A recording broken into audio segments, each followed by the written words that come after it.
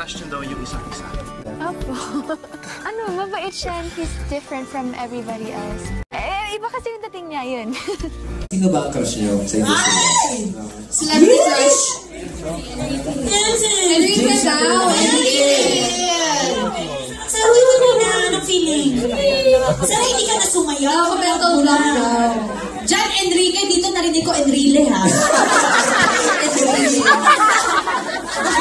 Iba yun! Ayaw.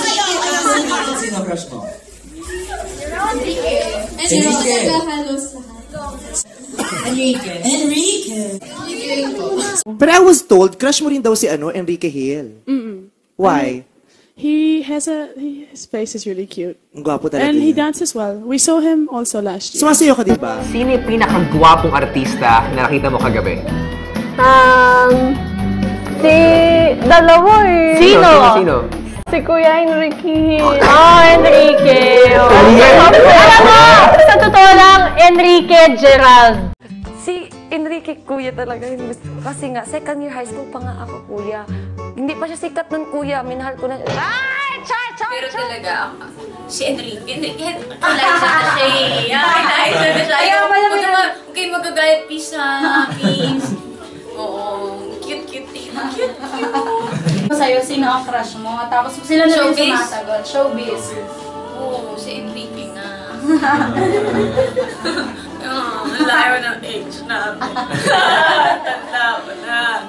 Crush lang naman, di ba? Walang masama sa crush eh. Ganun yung mga tipo ko, yung mga sa sobrang gwapo, mukha ng cheeks. Baka magalit sila sa sobrang si Enrique.